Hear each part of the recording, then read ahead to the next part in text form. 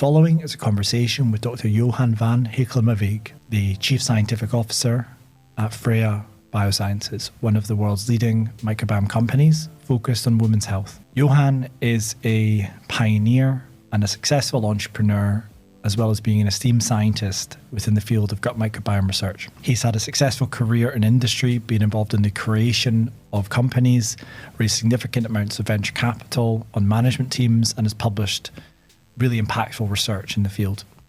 I've been wanting to get Johan on the podcast pretty much since it started, and I was really excited about having him on. The work that he's doing alongside Kaleido and the team at Freya Biosciences, I think, has massive potential. You'll hear about the concept of vaginal microbiota transplantation, which is very different to the fecal microbiota transplantation we talk about normally. In many respects, though, it's quite similar insofar as the procedures associated with finding a donor are similar, and the concept of re-establishing the microbiome through healthy microorganisms in someone suffering from a disease or infection is the same. You can expect to learn about entrepreneurial journeys in this podcast episode and what it's like to be a biotech executive making difficult decisions. Johan also touched briefly on some of the work that he's doing with the Gates Foundation as well, who are big proponents of the microbiome's importance in maternal health and also the developing world. Thanks again for your support for the podcast. We've had some amazing guests on recently, and we plan to continue to do that over the course of this year.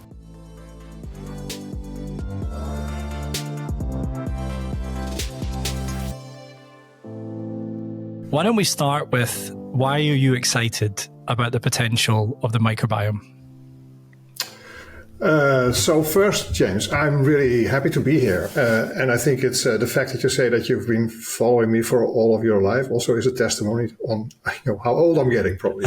But let's not go there. No, why am I excited about the field? I was excited about the field 20 years ago. When we saw these first experiments coming out of the lab of Jeff Gordon, these famous experiments that you could essentially transfer the obese phenotype in mice through the microbiota, right? That was the first time that I thought, oh my God, this is real. This has therapeutic potential. Yeah. And since then, we've come an enormous way, right? Because we know so much now about not only where the microbiota has an impact on host health, on human health, but also very much by what mechanisms, right? It's much less of a black box as it was then. It's often very precise. We know which microbes, what metabolites they produce, or what proteins they produce, how they interact with specific host receptors, how they impact inflammation, metabolism. And I think that is just breathtaking. And I think few of us early in the field could have even dreamt that it would be so impactful and have such wide-reaching potential. Yeah, when we were doing the prep for this podcast, one of the themes that's really stuck with me was you mentioned that the science has absolutely delivered, but the translation has maybe not delivered as well as we would have liked. Could you just unpack that concept for the listeners a little bit and explain, how have we progressed from a scientific perspective, but maybe why the translational aspect hasn't worked so well? And then that should segue into the exciting work that you're doing in the clinic. Yeah. So I think if you would take the perspective of investors and drug developers at Big Pharma, and you mentioned, well, I work in the microbiome, doing drug development or working on interventions, they will have a sort of, okay, yeah, right. This was very interesting a while ago, but it hasn't actually delivered yet, right? Which, by the way, is not unusual for new modalities. I think we often see that. All these mRNA therapies also have, I think, gone through this phase. It's true. And I think there are a number of reasons for this. And I think the first thing is that it is a very complex area, right? It's not that we're talking about a specific drug target, a receptor that we want to modulate through that have a effect. We're actually talking about the interaction between two living entities. And then the microbial entity is not just one often, it's actually a whole ecosystem. So the mechanistic complexity is really, really high. And I think some of the early interventions that people try to develop were maybe a little bit, maybe the underlying scientific assumptions were a bit bullish, right? So people wanted to move very fast. Big VCs didn't want to miss the train that was leaving the station. And I think many of these earlier days were maybe, to some extent, a bit naive even. And then, if you progress and you don't show success, then you fail, right? And so there are really quite some people in the field that I think got hurt, who invested early on in the early 2010, 12, 14. And then, companies failed, right? So I think that's just one point there. Sorry to interrupt. Back in 2010, 2014, could you just explain to the listener, was the microbiome the in thing and everyone wanted to be a part of it? And what was the trigger for that? I think for a while, let's say until deep in the 90s, I think the microbiome, or the microbiota as people called it, was actually not a very popular thing. There were a few scientists that were doing pioneering work, but typically, as I often say, it was one parallel session 2B in a big microbiology conference, right? Yeah. And I think that really changed by a few events. One was what I just alluded to, that work of Jeff Gordon, who is definitely a pioneer in the field. And the other big inflection point there was, and this you know very, very well because you're active in this area, is the use of fecal microbial transplants. The fact that these early studies showed that you actually could cure, not just mitigate, cure a deadly infectious disease. And then these trials that even had to be canceled because they were so successful that it would be unethical to not give everybody the drug, right? So I think rare. that is really, really rare. And that generated this explosion of interest. And all of a sudden, I think it was 2012, for instance, the microbiota was on the cover of The Economist, right? So, man, oh man, who would have thought that this would ever happen? So I was on holidays actually, and I was on holidays, and I couldn't believe that this had happened. So, and then many of the first, let's say, company activities, they focused on transplants, fecal microbial transplants. And I think one of the other things that maybe in hindsight went a little bit was unfortunate is that almost everybody focused exactly on this specific disease, recurrent refractive Clostridium difficile infection. And everybody pursued this. And all the VCs that supported these companies wanted them also to focus on this specific indication. So that meant that a lot of the money that went into the field actually went on this specific infectious disease. And then the market in the end is small, and there's only one or two winners. Exactly. And I think that hampered the field as well. While maybe and this is also my conviction, the biggest opportunity is probably in immune-driven disease, right? And let me try to maybe briefly explain what I mean with this. Yeah, please. I think it is extensively documented now that our microbial residents in the gut or elsewhere, they have a massive impact on what our immune tone is, right? Whether we have inflammatory pathways, the whole immune system is very much geared to keeping invaders, bacteria, microbes out. And of course, because of that, it's very much responding to microbial signals.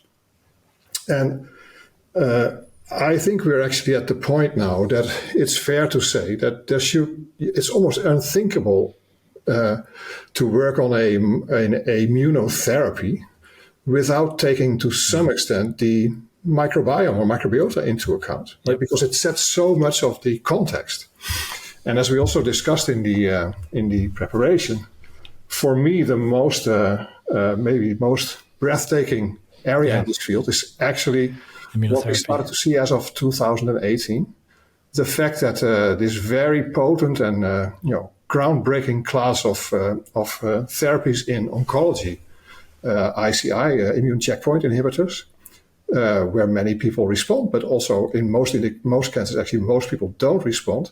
Yeah. The fact whether you will respond to this or not is actually very much governed by your microbiome. And by intervening on the microbiome, you can change the immune checkpoint inhibitor response. And this is all immune related signaling. And that holds for every area almost. And it holds for IBD, if we talk about the gut, it holds for skin.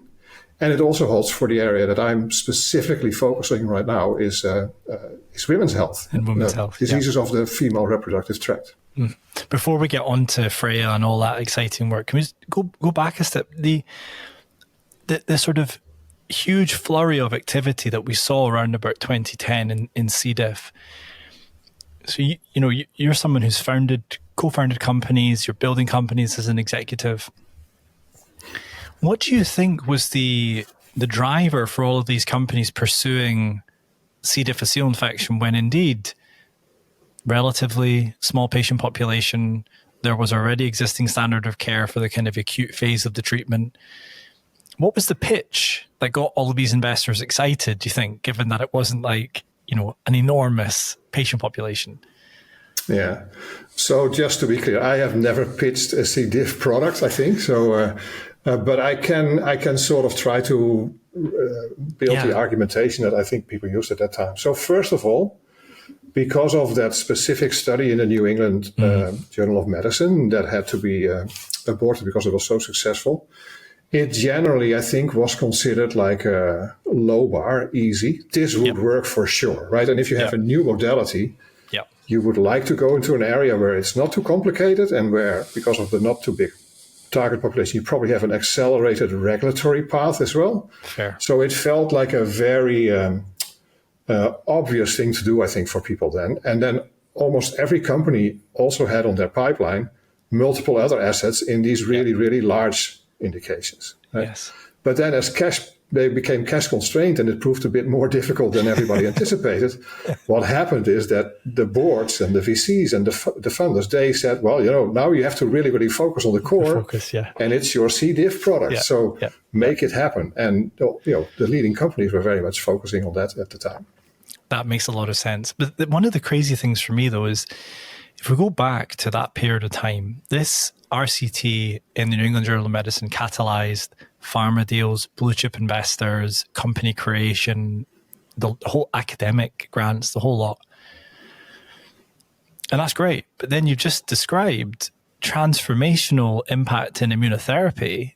And these immunotherapy drugs are arguably, I think they are the best-selling drugs in the world. Keytruda as the number one example, 10 plus billion a year of annual sales.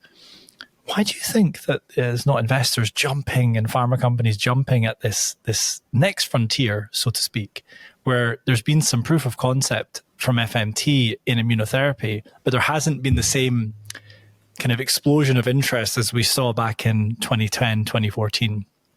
Yeah, that's a very good question.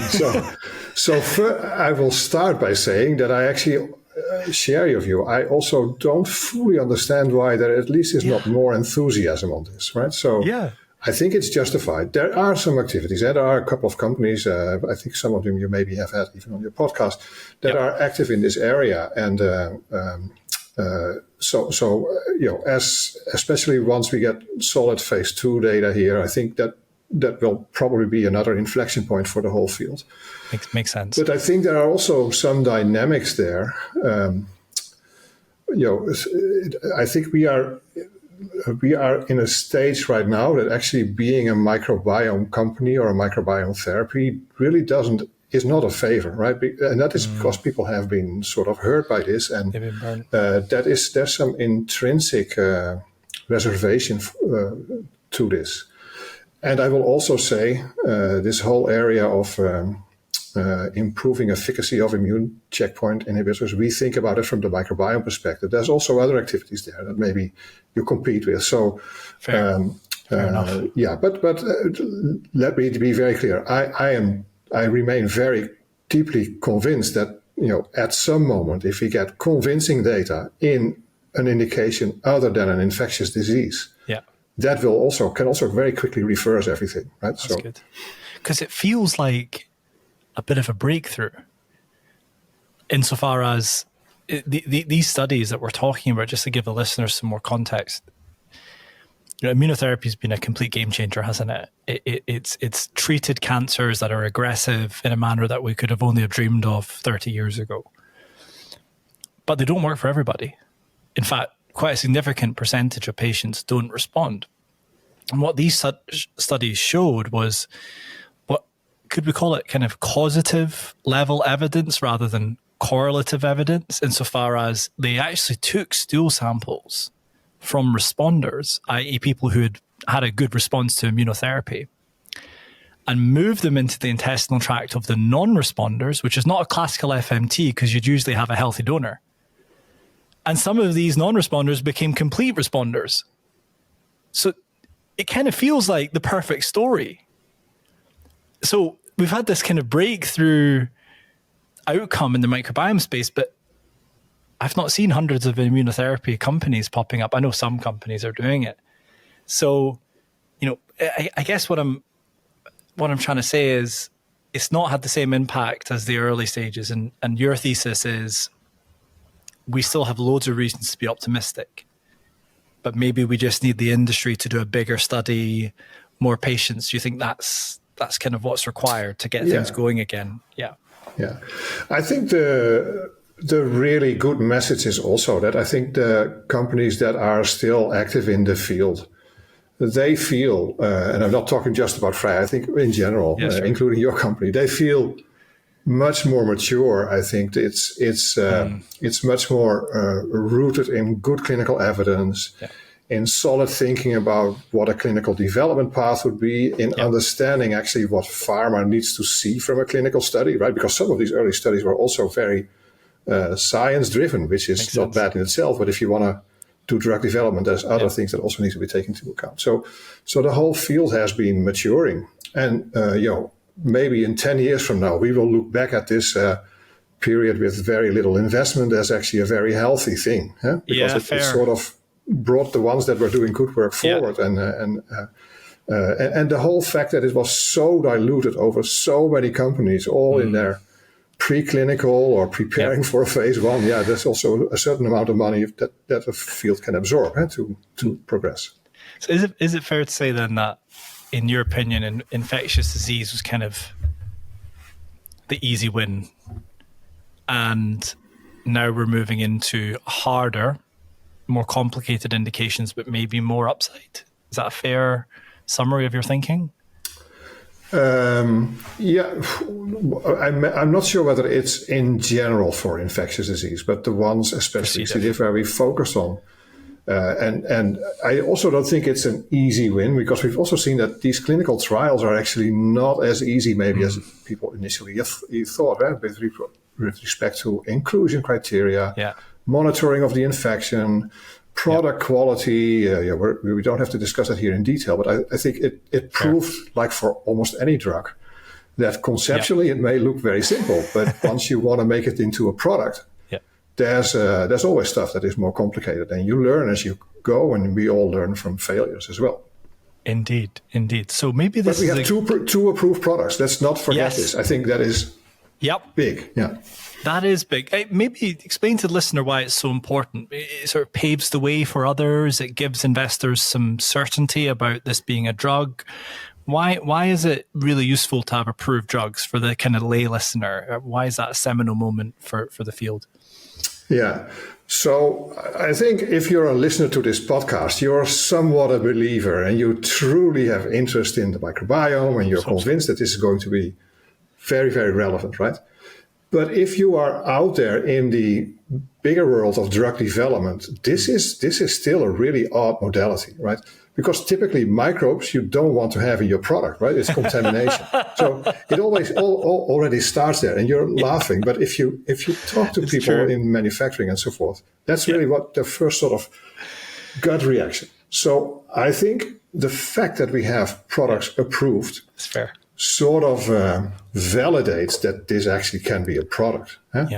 And that means it can be clinically developed. There is a regulatory path. We should maybe also talk at some moment a little bit about that. Sure. And there's actually a business case to be made for a product like this. And today it's donor-derived. I think another inflection point will be when it's other products that are maybe defined consortia or proteins or metabolites from the microbiome. So, there's a lot of room for growth still for the field as well. The sort of aseptic mindset that you're describing it really hits home for me. because, our product in particular, I think, given that it's derived from stool samples, is about as non-classical, typical as you can possibly imagine. And then when you're talking to people about facility design or CDMOs, you have to explain that actually, you're kind of protecting the product from the environment, even though that is full of microorganisms, because you only want those microorganisms. And to someone who's only worked on a small molecule, an injectable all their career, to even imagine that what you're thinking about as a CSO is how to make sure that there's as many microbes in there as possible. You're right, it's just totally different. So there's a lot of education to do. But this brings me on, I think, quite nicely to one of the key themes for today's discussion, which is women's health and the microbiome, and how it's kind of maybe a case study, if you like, and neglect, maybe not the right word, but it's been kind of underserved, I think, quite significantly. And you spoke very passionately about this when we had our kind of pre-podcast touch base. So I'd love to just have a really kind of open discussion about women's health and how it links to the microbiome, and that will then segue into the really innovative and exciting research that you're doing at Freya. Yeah, no, I'd be happy to do that. So maybe let's start a little bit anecdotally. When we started with Freya and we wanted to raise money in 2017-18, the reaction that we got from VCs was, that is interesting, but we don't do women's health, or there was no strategy almost. Wow. Now, if we take the flip side, and we are here in 2025, that definitely has changed, right? Yeah. And I think there's maybe a couple of key points to highlight, which, if people are interested, I think is very well summarized in a report published by the McKinsey Group, the consulting group, like a year ago, I think it was. It's called Gender Gaps in Women's Health, or I should have known the title precisely, but you'll find it if it's McKinsey. We can put it in the post show notes. Yeah, we can get that. Yeah. So, and it highlights like 4 main things that they analyzed when they looked at the market. Because these, of course, they typically will analyze whether there's a market opportunity there. And the first thing they notice is they say, this area the science is so immature. The study of the human biology defaults to the male body, actually. And, there's things like in clinical trials up to 30 years ago, people tried to avoid having women because they had menstrual cycles and it gave noise, right? So, which is actually biologically relevant.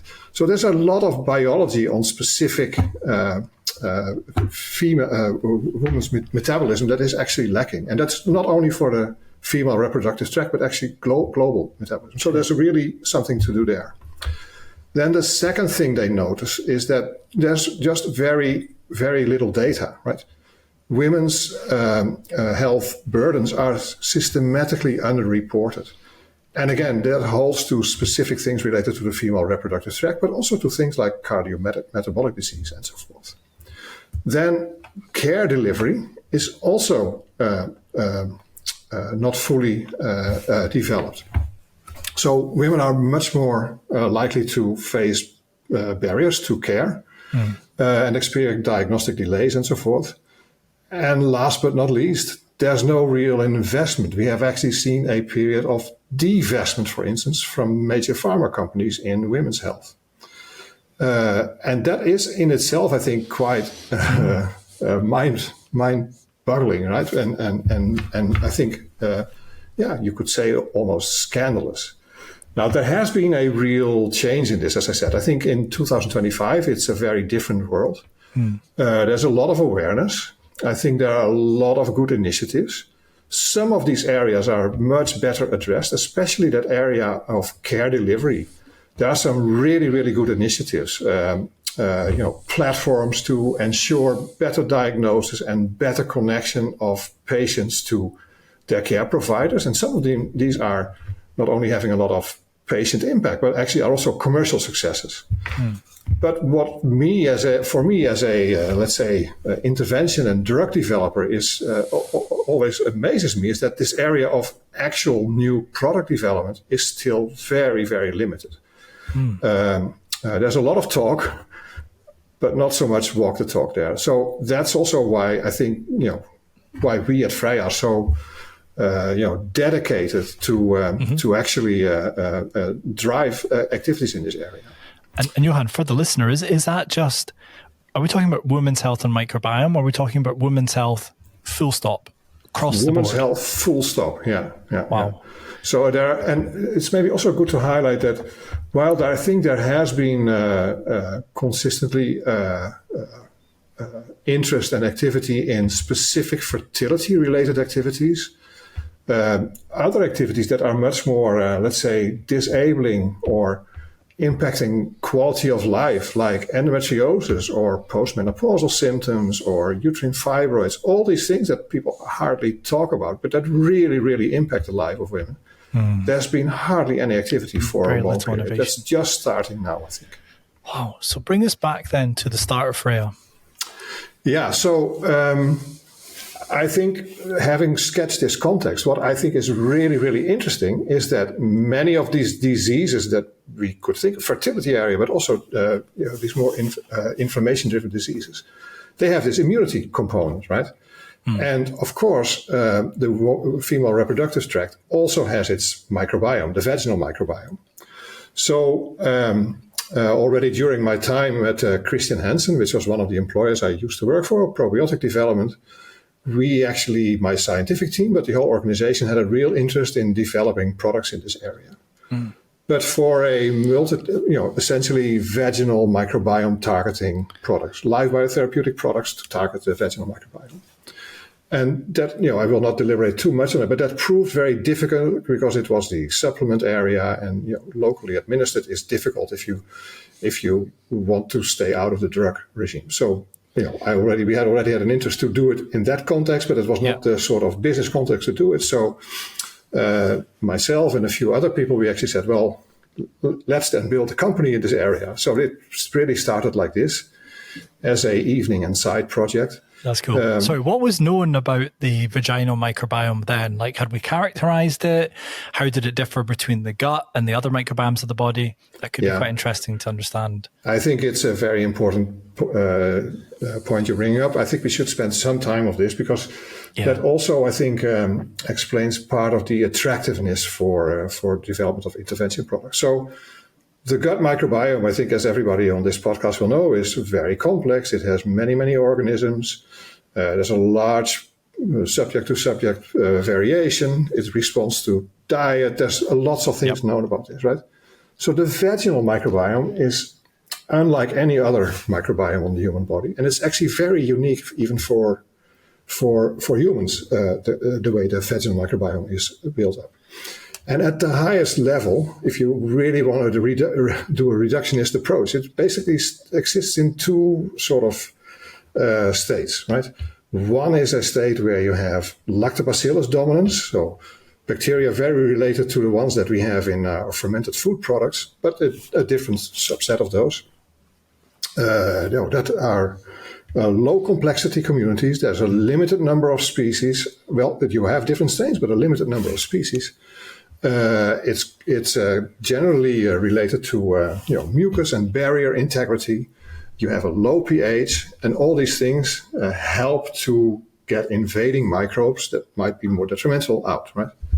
The other sort of opposite state is what we will call, for simplicity, dysbiosis. And in many cases, this is characterized by a much higher diversity, right? And often facultative or even strictly anaerobic bacteria. You get biofilm formation.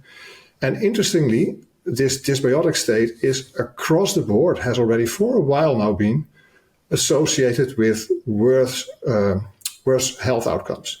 That relates to symptoms of bacterial vaginosis, which is inflammation and discomfort and can even go worse. You have candidiasis as well. It gives a higher risk for infections, STIs. But it's also correlated to immune deficiencies and even in fertility issues, ranging from preterm birth to actually more difficulty to get pregnant. Now, so just to understand, did I hear you right in saying the lower diversity vaginal microbiome is associated with a more healthy, broader phenotype, but actually a higher diversity vaginal microbiomes associated with more in the way of deleterious disease state. Is that what you said? That is exactly what I was saying, yeah. Because the keen listeners of the podcast will, of course, be very familiar with the concept of high diversity most often being a positive thing. So it's actually different. It is, yeah, it's very interesting. Yeah. Very interesting. Okay. So that's a key core concept then for the listeners to take away there is a microbiome. It's usually more simple, and it's usually the bifido, I think you mentioned, and it's mostly lactic acid bacteria. There's a few species, mainly Crispatus is often mentioned, but also Translai, Gasseri, and then you have L. inus, which is a more like a less clear role, but it's lactobacilli. Very, very interesting. Okay, sorry, I cut you off, but you were building that scientific basis for all the work that you're doing at Freya. So you're talking about what it is and the disease state. Yeah, thanks. So the idea we had is let us identify the best vaginal microbiome intervention, but it's not about curing dysbiosis. In the end, you want to bring a benefit to the host, right? And I have already mentioned a couple of times the relevance of immune activation, immune pathways. So we set out to do two things. First, map the healthy women microbiome, vaginal microbiome, and do that by taking samples, do deep metagenomic sequencing so that we get really like strain level, genome level resolution. But in every sample that we took, we also did a host immune profiling. So in a cervical vaginal secretion, you can actually look with different technologies at the protein or at the transcriptome level at the activity of host immune pathways. Right? And we've done this now with over 1,000 women. And lo and behold, there is a very, very, very strong correlation between microbiome composition and the activation of specific immune pathways. And the overall picture that emerges from this is, if you have this lactobacilli, you have lower activity of inflammatory pathways, right? If you have dysbiosis, you get activation of many inflammatory pathways. There is some let's say some granularity below this, which makes it even possible to target specific pathways, but that's the high level picture. And to give you an idea, and this we also presented already at conferences, and it's actually also available at in a preprint manuscript that's on a preprint server at this moment. We've identified, for instance, that the complement pathways, there are 3 main complement pathways. This is one of these first-line defense pathways against infections, but it's also involved in many inflammation-related diseases. We've seen that if you are lactobacillus dominant, you have consistently a lower expression of most of these complement pathway genes.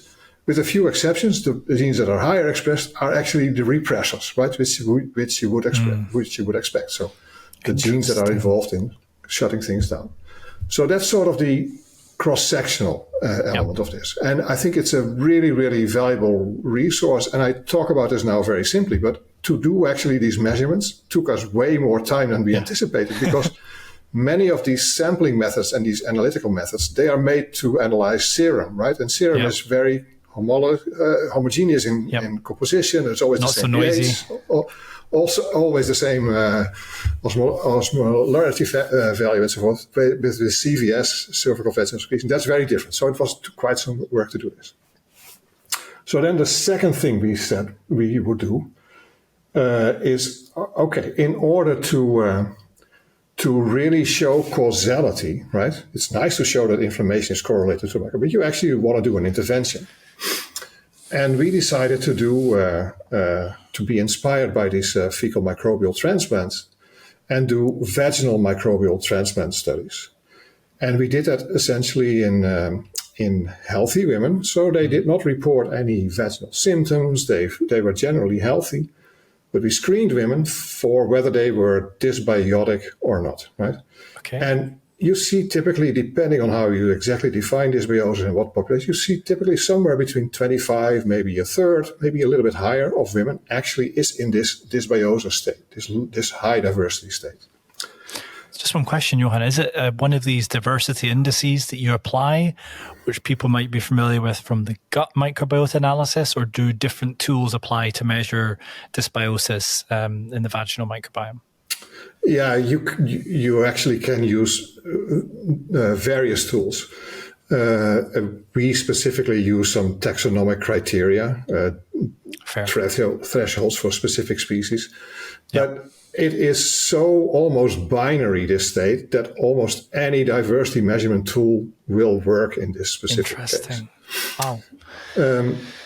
Yeah, so we did these intervention studies. So women that were dysbiotic were screened into a trial. And then we also had a donor program, just as you have done for your company.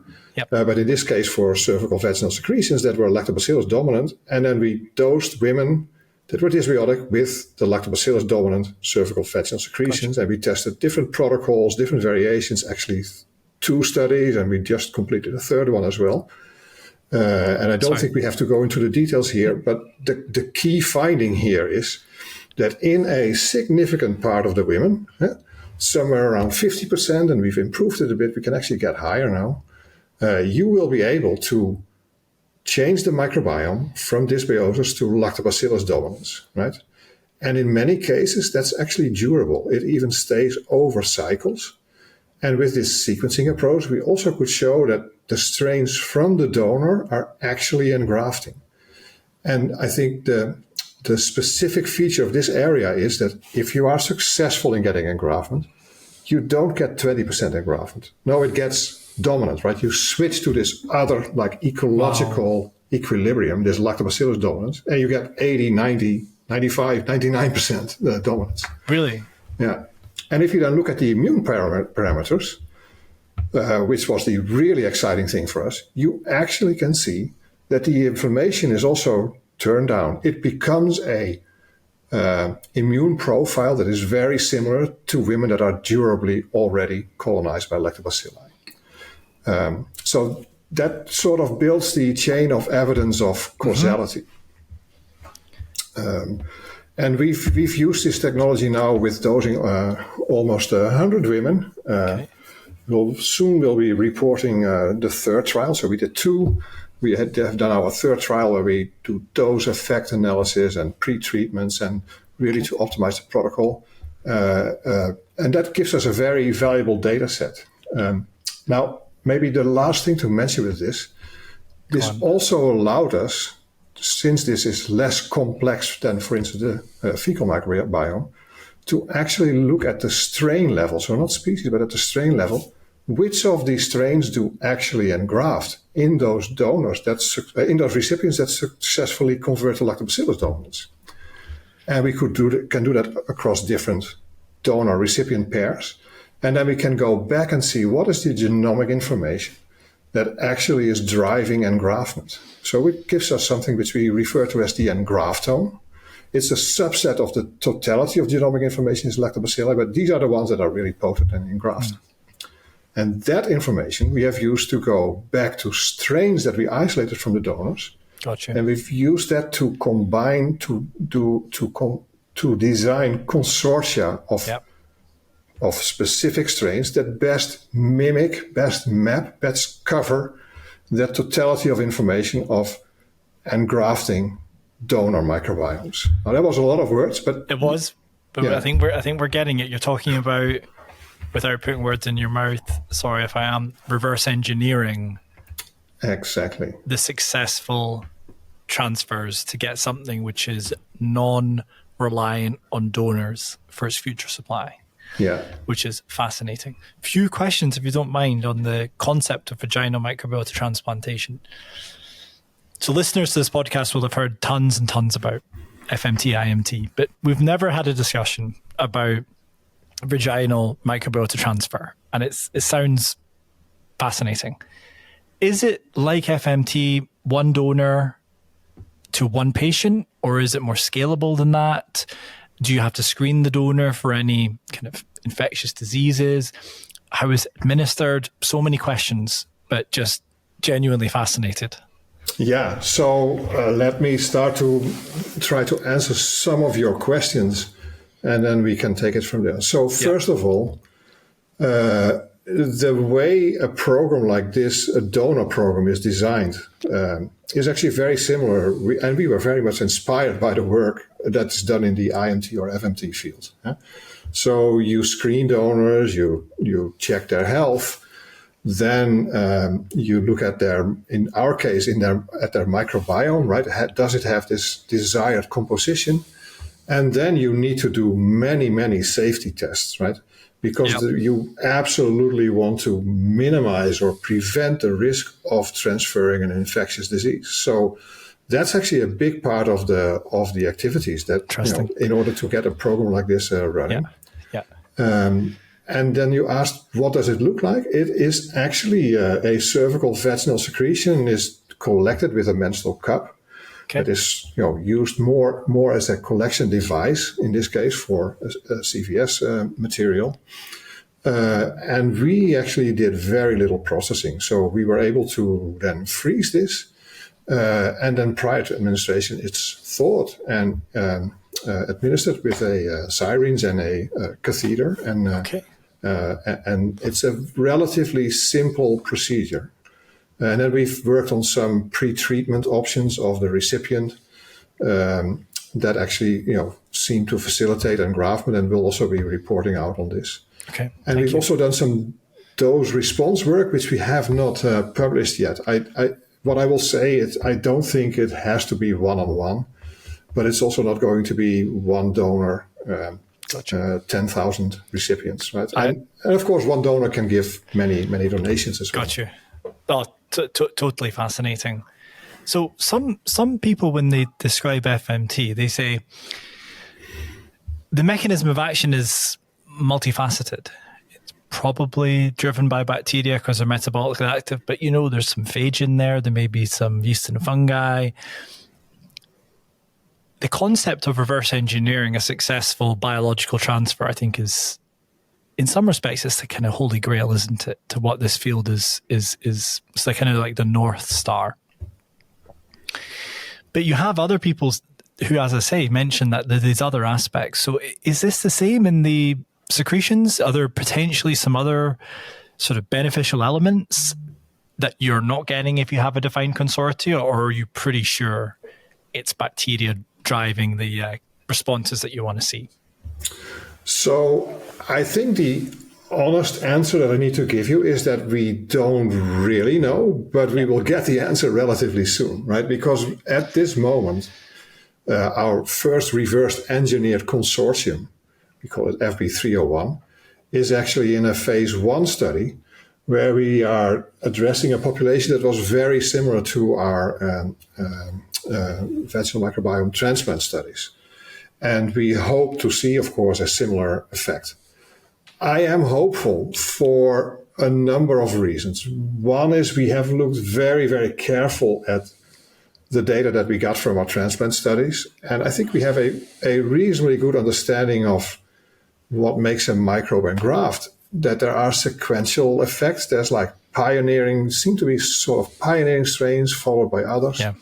There are some ecological principles appearing on what it makes to be a good colonizing consortium that we, with the best of our knowledge, have tried to re-engineer back into what we have developed. And then the other thing I will say, there are some older studies, other products also that are often single strain, but have shown some efficacy, not enough maybe. But I think this idea that by reducing it to a bacterial component, that you could actually have this effect, there is some pre-existing knowledge here. And there's reasons to believe. The reasons to believe, that's the better articulation. Yeah. So how can you disclose maybe how complex it is? If you can't, that's absolutely fine. But also maybe you could give the listeners your opinion on, within this space, but also maybe the other spaces that you've been involved in, single strain versus consortia. Some people say, well, the single strain is has a number of advantages. It's easily characterizable. The culture, the fermentation, and the drying is more simple. But then others will say single strain's never really going to do the job, unlikely to engraft in enough patients. Consortia overcomes those benefits. So what's your view then on the place of single strains as a former probiotics person, so to speak, and now someone that's developing Consortia? Yeah, I find it always very difficult to give general answers to this, because I think it will depend on the ecosystem you're targeting, maybe in some cases on the specific biological effect you want to attain. But my sort of overall perspective on this is that I think it will be very hard to, especially if you want to engineer an ecosystem, to achieve that with one strain in almost any human body ecosystem. It just requires multiple activities in most cases. Yeah. So I think that's probably where it will land. And my sort of intuition says that for the gut, seeing again where the science is now, that, for optimal or close to optimal activities, this will not be one or two strains. This will be larger consortia, which also is and some companies are trying to really, I think, push the limits here on what from a manufacturing perspective is possible, but also what has enough activity. And interestingly, some of these assets are in phase 2 and phase 3 trials now, right? So that will be really, really exciting to see how far this reverse engineered reductionist approach actually works in those indications. Our assumption has been so far that for the vaginal microbiome, you can also get very far with, let's say, under 10 strains in a consortium. But as I often say when I talk about this, you're as credible and as good as your latest clinical data. So we will have to let the data tell us whether we're right. Fair. That's where we are now. And so it's a very exciting period for us. It really sounds like it. So what are the next key milestones then for Freya? Just while we kind of linger on that topic a little bit, what's happening next, and what's your vision for the future? Yeah, so it's maybe good to say a little bit more on where we are in the development as a company, right? So we started in 2020, like October 2020, we started our activities. And we've put a lot of effort on these VMT studies to show causality, get methods in place, lead us to our first consortium, also do some cross-sectional work to correlate the microbiome in this specific case to pregnancy success rates in IVF. So we have, I think, solid data there that sort of lay the ground for our therapeutic programs. It's exciting. And we are now in a phase 1 study with our lead asset. And we're actually, with our Series A raise, which was a substantial one, we raised $50 million USD. We should also be able to finalize a phase 2 trial. Next to that, I think it's also good to mention that, which we announced fall last year, we've received an investment from the Bill and Melinda Gates Foundation to work on a second asset that very specifically targets bacterial vaginosis and some of the bacterial vaginosis features that you also see in low and middle income countries. So that's a second asset we have under development, and that should also go into a phase 1 under the current financing period. And then, of course, we are always thinking about possibilities to expand our pipeline, maybe with additional funding or partnerships. So there's a lot of activity ongoing at the moment. It's an exciting period. It sounds like it's one of those really, really exciting chapters where you've got data coming, you've got enough cash to get through the next inflections. And I guess it's just about delivery and really the modality doing the magic and hopefully generating some good clinical data. Exactly. So we wish you all the best. About excellence in execution also, right? The pressure is on us. That's also how we feel as a team. But that's probably healthy, right? So we've talked about Freya. When you look at your resume, you've actually been involved in a lot of entrepreneurial type activity. and you've been involved in other companies as well in the microbiome space. One of the things that would be really, I think, quite cool to discuss is the Kaleido journey.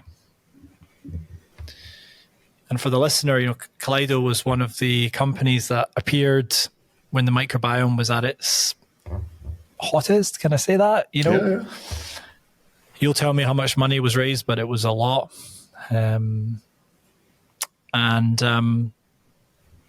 just wondered if you could tell the listeners a little bit more about Kaleido and also some of the lessons that might be quite interesting to hear, particularly for those that are involved in companies at the moment.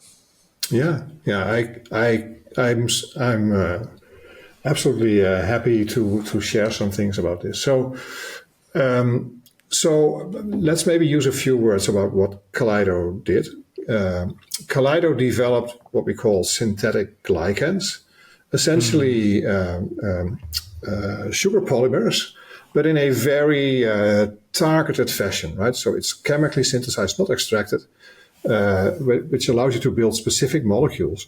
And then these molecules were analyzed for their ability to feed specific microbes in the gut microbiome in order to amplify their presence or their metabolic activity and their impact on the overall ecosystem and the host.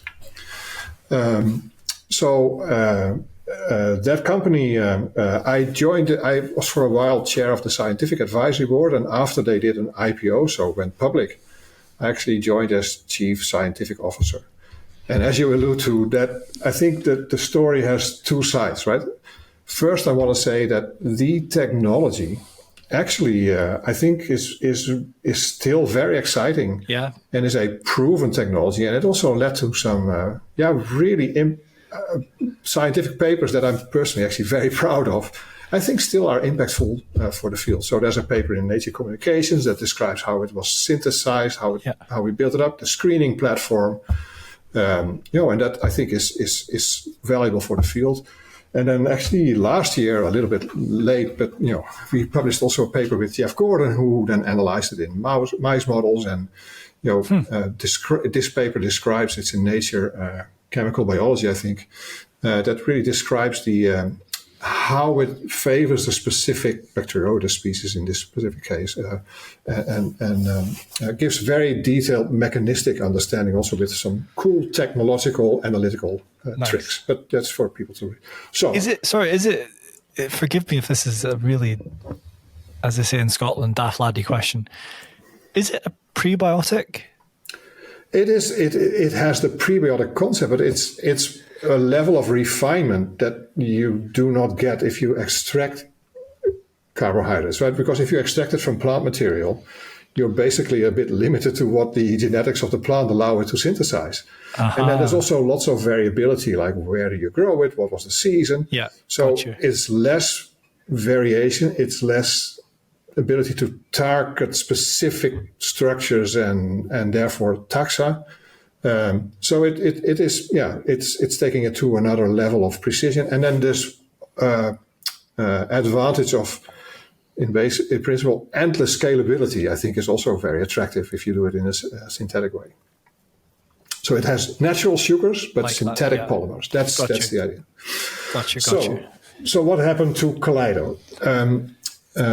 I joined, as I said, after the IPO as a chief scientific officer. And at that time, the company was also running, drug trials, phase 2 trials. I think one of the, unfortunate things is that maybe the indications that were chosen to develop as a first lead product were not the most, not the best ones, in the sense of difficulty to show a clinical benefit, and also from a market patient perspective, also not optimal. And I think that was particularly difficult at a moment that the company needed to raise more money in a time where there was a COVID pandemic. So it was really hard to do clinical trials. And also at that time, actually, the financing market for the biotech industry really was very bad. So, that in the end led to the fall of the company. which is unfortunate. It is not fun to be part of, I can tell you. And there's many things that you see when something like this happens that we can talk about it maybe once over a beer at a conference, but we're not going to do that now. But I do think there are a few important learnings from this, and that's probably what you're trying to look for. For me, it means do your work really, really well at the start, right? It's not only about the cool technology, but make sure that the science and the clinical rationale for what you want to develop is really, really well thought through. Makes sense. Right? Yep. Then the second thing is the clinical development path, right? What clinical trials do you need to do? What's the regulatory context? What data will you generate if you do your next raise? If you raised 30 million, can you generate clinical data that are valuable enough for people to put more money into this? That all has to be lined up. Then, of course, you need to have a real business case on the unmet medical need and who's going to pay for the product in the end. And then the fourth thing is think very carefully about manufacturing. What will it look like? What will it cost? Is it scalable? Who can actually do it in the end? Those are sort of the four legs of the stool. And then on that stool, I think you need to have a excellent team that is not too bloated in the sense don't grow too big, but that has these core expertises that can really execute on the plan. And there's just some things that I take from this period, like where maybe not all of these legs of the stool were carefully enough analyzed, and also this fact, if you have a lot of money, to grow very quickly a big team is also something that is tempting because you can do so many things. But you need to do not what you can do, but what you absolutely need to do. And maybe not more at a certain moment. And also being in the US, probably much more expensive, right? If you've got a big C-suite. Yeah. That's true. But I will also tell you one thing. I think where we in Europe are maybe less tempted by growing too fast and being too ambitious, there's also a flip side of this. I really have always enjoyed the Boston biotech ecosystem because there is so much intellectual power there on such a small amount of square miles. There's so much willingness to take risk and to actually try things. There is the money system is also set up to actually allocate risk capital and just try to some extent. So that's also very inspiring. It's not only, it has certainly not been a negative experience for me, and I still have many, many close and very good contacts with people from in the company and around the company today. Yeah, certainly sounds like, although it wasn't the outcome that you were all hoping for, it's been a great journey for you to go on that you're now applying to all the things that you're doing at the moment, which, on balance, is a positive thing. I will maybe one thing. Please. The technology is not lost. So it's still developed more by a company in the food supplement area. And actually, I'm advisor of a company that licensed back one of the lead assets. Yeah. You can find that information also on the web. So it's called Sidekick Bio. I'm not driving any of this, but we're trying to give it a second chance. And I think there's a good plan also for making this happen. Because the science is good, so the science is you should give it a go. I'll just add a couple of comments on the Boston side. I feel the same way every time I go over there. The energy, the ambition. To be frank, the American dream is a thing. It's real. And I feel it every time I go over there. People want to be the best. They want to be first. They want to change the world. Everyone wants to make money. They want to help patients at the same time. And I think we do like that a little bit in Europe. And we're competing for capital with those companies. So maybe there's something there. I think it's very well said. And, one of the things, this is more like a personal story. I've worked in France, in Denmark, in the Netherlands, in the US. Every time I move to a new country, you learn a lot. And it's also humbling, actually, because a lot of the assumptions you had on how things should be or what good actually looks like, they are sometimes challenged by this, right? And this aspect of the relentless ambition, the also not being embarrassed to express your ambition and just go for it, combined with the the crazy amount of talent that you have there is also really driving things. It's not a coincidence that many of the big tech and biotech successes come out of the US. There's, of course, many things that fail. Yeah. But if you have a good idea, it can also grow very fast there. Yeah, 100%. Every time I go over there, I feel energized.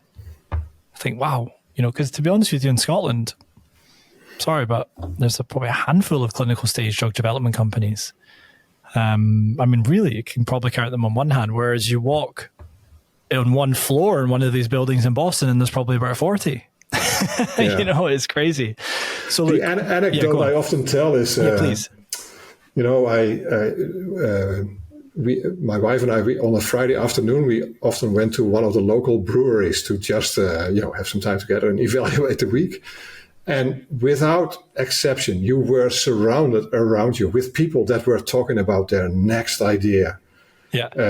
In tech, in biotech. Yeah, I love it. And that is really true. And it's inspiring. Yeah. Yeah, I love it. I think it's nice you've had some time over there. My wife and I would love to go as well at some point. We hope to. And then maybe we'll end up in the sun one day like you. But for now, we're trying to build a global company here in Scotland. So there's just a couple of things I wanted. We've been going for roughly an hour now, by the way. Time flies. It's been super interesting. There's a couple of things I did just want to touch on before we proceed to wrap up. One of them was the Gates Foundation, which you mentioned. And you're involved with the foundation, I think, in a kind of advisory capacity. And also, you've raised some money from them. I don't think people listening know that much about the foundation, and I think it could be quite interesting for them to hear about the scale and the power and their ambitions in the microbiome and the developing world, because it's unique, I think, globally, isn't it? And also how it's been for you being involved in this. That could be pretty interesting. Yeah. So I want to be very mindful. I'm not a representative of the Gates Foundation, so I can just share some of my experiences and why I've actually been find it inspiring to help them achieve their mission. So I will say, I think many of us have worked at some stage with public grants or NGO funded grants. And they often have very large ambitions to solve some of the major problems, big clinical problems, poverty.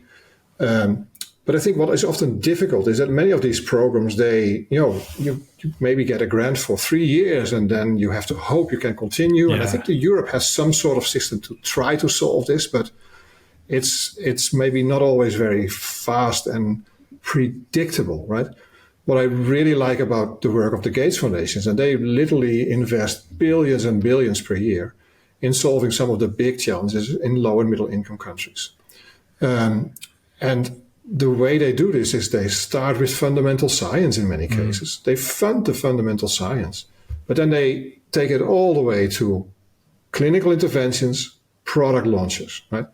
And I think there is hardly any other organization that does this. And this whole culture of quality, but also translating, making products, a program is not successful if it doesn't lead to that, I think is pretty unique. So my role there is really, really modest. I want to be sure that people realize this.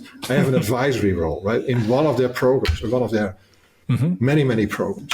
But I always find it very inspiring, and I hope I can, give some help with the expertise I have specifically in my area of in my background. And then the other thing you mentioned is that Freya has not received a grant, but actually an equity investment. They also very rarely do this in companies, which I think we take as a sign of their appreciation. It's an endorsement. It's not only money; it's also an endorsement. It's an endorsement. And again, it also puts the pressure on us to deliver. But we're very fortunate to have this. Yeah. So why don't we kind of proceed to the wrap up, and maybe you can give the listener some. Can I ask you for some predictions about where you think the field is going to go? What's going to happen in the next 3 years in microbiome field more generally, and maybe give us some reasons to be excited. Yeah. So yes, we should be excited, right? Because the core, we've talked about this, the core is there. This has so much potential. The science and the clinical relevance, I think, is sort of validated. Then the other thing I will say is we also live in a very uncertain world, right? For many aspects. One of them actually also really touches upon the drug development domain. And without deliberating too much on that, I think we all need to see and understand what will happen in the US environment and how that impacts the rest of the world. I do want to actually maybe allude to one point that we haven't touched upon. I'm also part of what is called the Microbiome Therapeutics Innovation Group in the leadership there. And we try to be a very active player. And essentially, the activities focus with the other companies that are, many of the other companies that are developing microbiome therapeutics.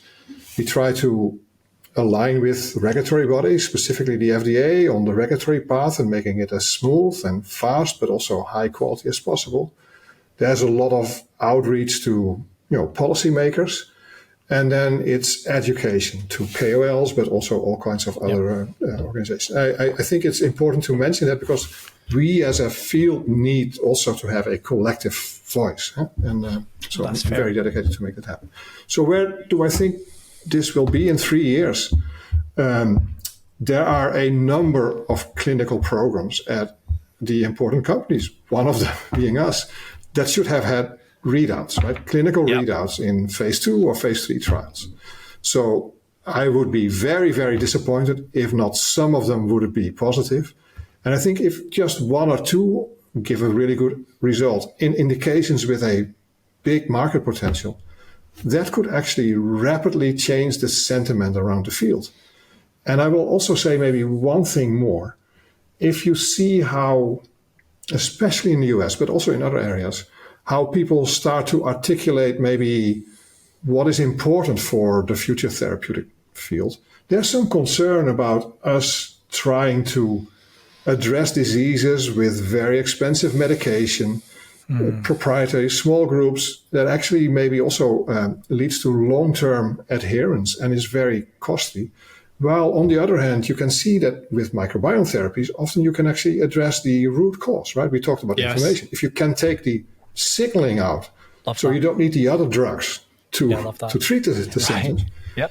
So I think in that respect, it seems that our therapeutic area is also positioned well in where maybe drug development and treatment paradigms as a whole are going to move. So we should feel this as a tailwind, I would say.